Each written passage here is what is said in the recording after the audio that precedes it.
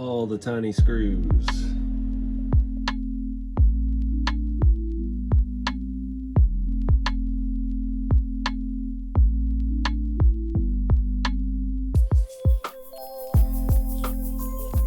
What's going on, guys? Welcome back to RC Everyday. We're looking at the Winnebago again. So I did some testing the other day with these. These are extra speed. These are basically the same as the RC four-wheel drive, two-hole diesel wheels. They have them sometimes they don't. They went away for a while, they came back. These have gone away and come back. I don't know. I don't even remember where I got this set. I just picked them up when I found them before when I did the Rat King hauler, because I had to buy a ton of sets of those for that trailer. And hung on to an extra set for rat rod build in the future or something. So originally I wanted to run these on my first Winnebago build, and they were just not working right. I was rubbing the leaf springs. That was years and years ago. I've already fixed that issue. We'll cover that here in a minute. I did have to order some tires, so I only had, these were some RC four-wheel drive, kind of a more aggressive semi tire for the 1.7. And I don't remember what those are called. I only had one set, so I just used those on the rear, put it together and mocked it up, make sure it was going to clear, and figure out our spacing and stuff for the axle. Using the Tamiya semi-truck axle, it is very narrow. You're a little bit limited on the hexes because these actually have a spline. They don't use a pin like most of your crawler ones. So I don't know of anybody that makes a wider hex for these. So we're just going to have to use some spacers and stuff. And the front is going to be real easy as well, even though these are designed for bearings and not a 12 mil hex, and our front touring car suspension is made for a hex. So not sure how far we're going to get in this video. We're going to get tires and wheels on and get this thing rolling, and we'll just pick it up from there. So I picked up a set off of eBay of stock Tamiya semi wheels. It's pretty cheap. I think 10 of these was only around 30 bucks or so. It ain't been that much. Yeah, just a more on-road tread. Looks more like a steer tire. These are, I've learned over the years, a lot harder than RC four-wheel drive semi-tires, so don't necessarily need the beadlock rings in these. I've had a lot of people, and I've run into it before with actually the original rat rod build. These beadlock rings in the front just don't seem to hold. They don't seem to hold at all. For whatever reason, they're not wide enough. I don't know what, they have the same size rings in the back. I put these together with them and they're holding up pretty well. So I don't know what's up with that. We're going to put them in because I think it needs it for this. We'll figure it out. These were, again, cheap on eBay, and yeah, I got 10 of them, so we've got enough to do a couple other things. I'm wanting to put these wheels and tires on the other short rat rod back there, but I don't know. I need another set of these wheels, I guess. So anyways, I'm going to do this stuff off camera because you don't want to watch me do a ton of tiny little screws. Put these together. I'll show you how to do one, and yeah, we'll pick back up once we get this thing rolling, and I'll show you the spacing and stuff on the axle. All right, guys, third time's the charm here. So I messed up again. I just erased my last mess up. So the fronts have a different size screw than the backs. I thought the long ones went in the back, thinking it went through more wheels. I just went to pull this one apart, and it does not. So I've already built one whole wheel up here with the short ones without the ring. The ring is made, you can put that way where the head of the screw actually sits down in it, but then you have to put all the nuts on from the back. I was looking at all my other trucks. I left that off one of them with these, so I just left them off of here. I kind of like the way that looks better without that anyway. So we're doing this all wrong. The rears, you can see the screws sticking through a little bit. It should not interfere with anything in there. Yeah, they're not going to hit anything, so we're going to use the long screws on the back. These will go from this side back. They thread into this hex adapter. The fronts are the opposite. For some reason, the hex adapter or the spindle adapter is not threaded at all. So, yeah, we're going to roll with it because I've already built one of these, and it's 12 screws per corner, so it is what it is. The backs are a little bit easier. I'm going to have to wait till I get to the other side to show you how to do the front again, since I just deleted that thinking I did it wrong. So anyway, let's get started with this. I'm going to pull these tires off of here and get some of these street tires installed. I don't think they're just a hair taller, so that'll be good because they looked a little bulky on this thing. I'm not running any foams. These tires, like I said, are all very, very firm. The Tamiya ones especially. So anyway, take 3, action.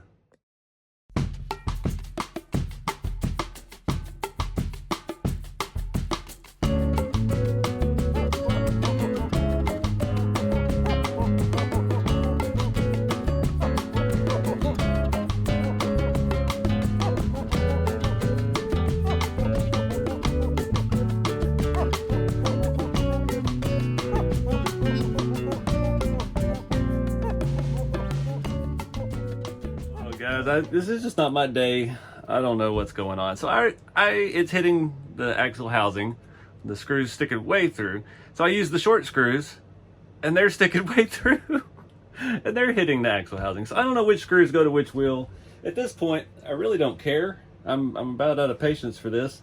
So I had an idea. We're going to reuse these rings from the front, and we're going to put those between this spacer and this spacer in the back. Not there, but under that. So that way we don't have to run this spacer on the wheels. Because right now, if we put this on there as it is, the tire itself hits the leaf spring. The offset is different, so we're rubbing all on the leaf spring there. So we'll take this one back apart. I'm going to add this spacer underneath the 12 mil hex spacer, and that should give us, that's exactly, what is that, about 3 millimeters of spacing that I needed. And then we'll see if maybe one of these screws wants to work. I can go back and put the long screws in the front, I guess. They're going to stick out a mile. I don't know what to do. I'd like to put spiky things on it, but I don't have enough for a 12 lug wheel on 4 corners and not long enough threads. So let's take 4 now, I guess. One of the screws broke, and it wasn't threaded in anything. It just broke. That's fun. All right, so this is what I'm talking about here anyway. Oh, it won't fit over this.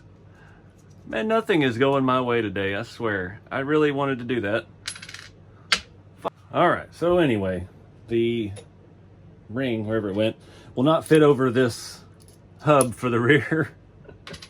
So we have to use the short screws for the back. That's what we found. It does fit on here and spin. So backtracking again, everything I said about removing this spacer, which I hadn't even told you about yet, is not true. We still have to have this. This is something that came with some boom racing wheels. It's like a 3 millimeter M4 spacer. These are M4. It's loose, but it'll work. Like I was saying earlier, these have a spline hex. They don't have a pin, so we can't just get some wider hexes and space it out as we need. I'm sure with a little bit of work, I could take this to the Dremel and wallow it out a little bit. I don't know if I really want to mess with that. I was thinking we might put it on the outside too to shorten our screws, but again, same thing. We're gonna have to widen it out, and that's not gonna be a fun task. So we're not gonna run those at all. But these screws sticking out as much as they do right here, if you can see that, that will clear the axle housing and we'll be good. So looks like I'm gonna be taking the front apart, and then we can revisit if we want to put this in up there, which I really don't. We're just gonna have long studs up front. So back to it. I'm gonna turn the music on.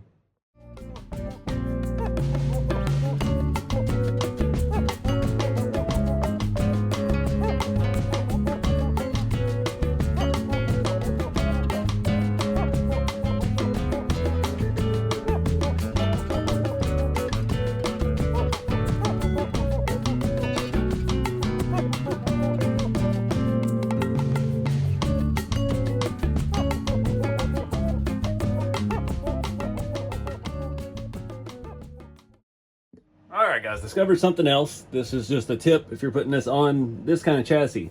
So you remember in the last video, we swapped the front suspension mounts inside of the rails. Typically they go on the outside. And we're using, to me, an M05 front suspension, so it's super narrow.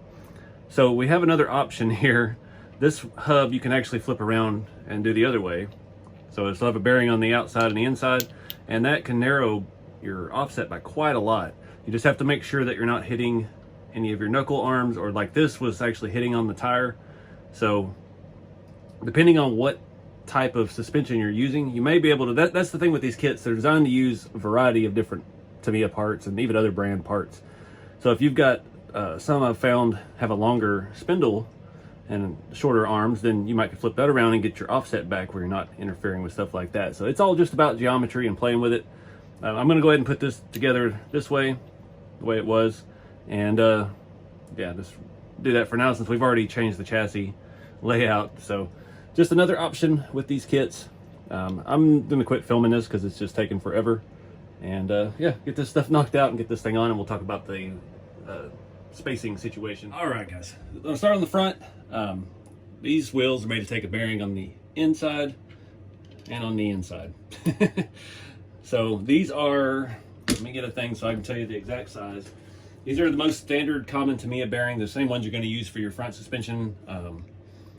It is 10-ish, almost 11 on that side. My caliper is messed up on this side, so I believe these are 5 and they are 4 thick. So that's pretty much standard on all Tamiya stuff. It's made for these wheels. So since we have this made for a hex, I can't talk today. I can't do anything right today, apparently. We don't have a pin going through to keep this from falling in. So that fits nice and snug over that piece. We're going to kind of hold it from the back side, get it in. We're going to do kind of like we did on the rat rods, where it just kind of wedged on, and get it to go all the way down here. There we go. All right. So that leaves us with a little bit of the stub sticking out. Let me get you a better angle. All right, hope you can see that a little bit better now. Width-wise, I need to use a wheel nut like this, not one with the extra flange on it. You can see I stabbed my finger with one of the screws on those bead locks, so be careful with that. This sticks out too far and you won't be able to get into the nylon. If you can't get into the nylon, it will back itself out over time or very quickly, depending on which side it is. So what this is gonna do, it's gonna spin inside of here. I'm gonna use this and stick it in that wheel cup where the drive shaft would go into the front. So you tighten it up all the way, this will not spin. So you've got to back it off just a little bit, let it get on those bearings, but still be seated into the nylon on the nut itself. And that should do it. I've done this a lot of times, different things, mixing, matching hexes and things on rat rods over the years, and I've never had any wear out, never had any issues with it. You wouldn't want to do something like this on a real car, obviously, because the weight and stuff is 10 times more than than on RC stuff, because it's 10th scale. But works just fine for this. See, we still get a little bit of tire rub at full lock. Honestly, my other Winnebago still does as well. This one sets up just a little bit higher. So let's move on to the back now and show you how I adapt these to that and that spacing. So I kind of already showed you this. These Tamiya semi-axles have a spline on the hex and everything. So you can't just walk out and buy whatever offset hexes you want. So these are from a Boom Racing wheel. I believe it's those ones with the scale caps, the steel wheels that I like to put on the Chevys.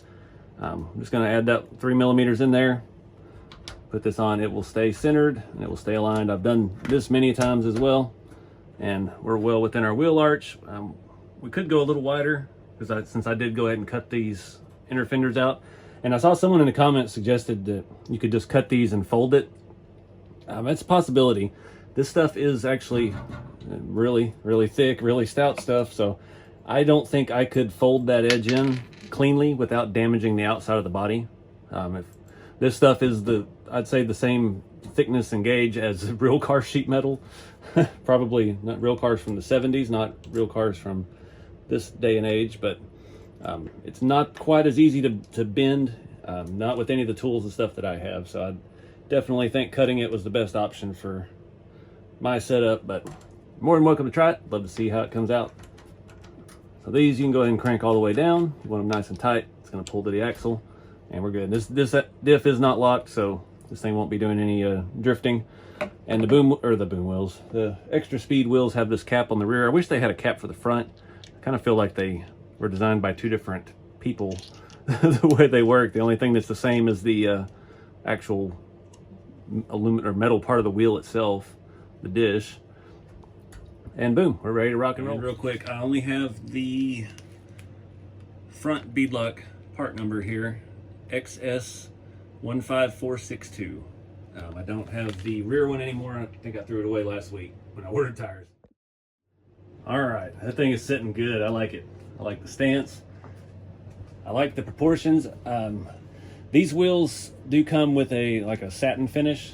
They do get dirty, so we'll let them do that on their own over time. You could weather them up a little bit. I did the ones on the Rat King hauler, and I did not do old number 2, and they've been weathered up over the years. The RC four-wheel drive versions have kind of a semi-gloss finish, and these have a very, very thin, cheap-feeling matte finish. So they do, they'll get dirty. I had paint chipping off from just tightening up all the lug nuts and stuff. I definitely think it was a good idea to leave that off. That looks more like a regular old white steely would look on a dually. You have the lug nuts sticking out real far. The back's tucked in far enough you can't really tell that they're not the same direction. So I dig it. It's sitting nice. Oh, I haven't bolted that down because that's how we get our interior in and out. Suspension and stuff feels great. These Amazon 60mm shocks are holding up the weight just fine in the front. Rear has no shocks, and I probably won't run shocks. I never put shocks on the other one. It makes it look cool when you're driving around and it's just kind of bouncy. And I think having the shocks on the front is going to make this one perform a little bit better. So next up, we need to look at the interior. And I'm not sure how far I want to get in this video, so let's just kind of do some planning and thinking on it. So looking inside, the tires barely stick up inside of here. They're probably, even at full lock, we're barely coming up, I'd say maybe half an inch into the interior. So the interior floor has couches right here over the rear tires. Pretty much directly what we've cut out is going to be covered by a couch. So we don't really need to make inner fenders or anything like that. The interior, if we reuse it, will do that just fine. Up front, on the other Winnebago build, basically there's a step right here that goes up to the driver's area. And all I did was cut that off of the interior and get some sheet metal and make an extension and raise it up enough to clear my tires. This one sets a little higher in the front than the other one did, so all we've got to do is clear the shock towers. It looks to be about the same height. We probably have to raise the interior. I'm trying to look at it right now. Maybe a ½ inch at most, if even that. So, got to do some thinking. I've got an idea, and I'm not sure how to execute it yet. I'm not 100% sure I want to execute it yet. So, our floorboard is right at this body line at the paint color. I've seen it done. There's other guys that have commented on my stuff, posting pictures of it. I know it's not an original idea. My friend Scott Limpert built one completely from scratch and to a rendering. His looks like it's leaning forward. It's basically a hauler, but I don't want to do a hauler. I'm thinking maybe just to here, move the back up to here, and then haul gooseneck trailer that I might already have that hauls rat rods and has these same wheels and stuff on it. But right now, I'm still in this little shop. I don't have my house anymore, so I don't really have a place to weld. I don't have gas for my welder. I haven't welded in 2 years because just of the setup I've got, and this is all steel. This is heavy steel. So basically we'd be probably at the door and the back roof here and trying to weld that up here, and then we'd make some kind of floor bed or bed floor with wheel arches and gooseneck hitch and stuff like that. I just don't want it to look just like my other Winnebago. They look a lot alike already. We've got different wheels now. I mean, they're the same thing basically, but different chassis altogether. I wasn't going to take this one this far. This was just a proof of concept to get the rceveryday.com shop truck chassis kit on here to see if it would work and see how it fits. And it fits this thing phenomenally. So I don't know what to do next. I'm in no rush. And that's the thing too. Since the business side of things, I'm trying to rush this to get it a roller so I can show you guys, hey, this will fit this truck too. It'll fit this Winnebago. Here's how you do it. Here's how I did it. Here's other ways to do it. That's kind of what this whole build series has been about so far. Is just to get information out to people that are interested in using my chassis for a Winnebago, which has been a lot more people than I thought would. It was just kind of a whim deal. Talked it over with my friend Jeremy Kilburn, and he ordered a couple kits and started building Winnebagos, and we were seeing how well it was fitting. So I was like, all right, well, I need to do an official assembly video on it. So let me know in the comments where we should take this thing next. I definitely think if we do the gooseneck and stuff, we're gonna have to add another leaf spring or so to the rear, get that up just a little bit, possibly even lock that rear end. I don't know yet still about transmissions. I haven't bought any. RC4 Drive is back in stock on the R4 transmissions. We wiped them out with the shop truck kits and the rat rods and stuff. They are available again, and I need to pick up a few of those actually. But I was giving you guys a head start. So let me know in the comments what you guys think. And if you've got some other ideas, share them. Different ways to cut it, different ways to attach it. I've even considered chopping the top, because they just look so cool chopped. You just kind of, that piece, I swear.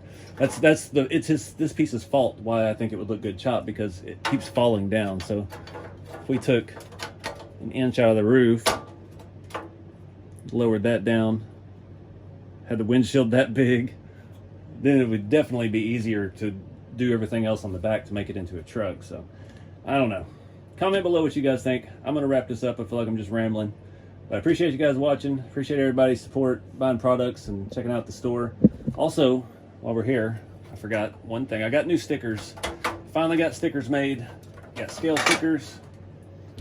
I got RC Everyday sticker sheet on the website. These are $10, free shipping worldwide. A lot of Texas stuff, a lot of things I grew up with. We've got some of the shop truck logo stickers and the rat rod stickers. Bunch of funny bumper stickers. Can't Never Could, something my mom used to tell me when I was a kid. Keep It Scale. Dallas Cowboy Super Bowl champions, the last time they were any good. A lot of neat local thing. Gillies, a lot of people have heard of Gillies. Astro World, Six Flags Over Texas, the old 60s style stickers. Q102 was the rock station, alternative rock I used to listen to back in the 90s. Come and Take It, Dr. Pepper. We got some inspection stickers. Happy Trees, Bob Ross for president. So definitely put some stickers on here yet. I'm not sure what license plate I'm going to run on it, so we'll wait and do that. But just wanted to show you I added some new stuff to the website. Yeah, these are really cool. Crawler Cult made those for me, so it was fun working with him and coming up with some ideas and going down memory lane, checking out stuff that I wanted to see on bumper stickers. So anyways, keep it scale, guys. Get out there and do something fun with the hobby, and I'll see you in the next one.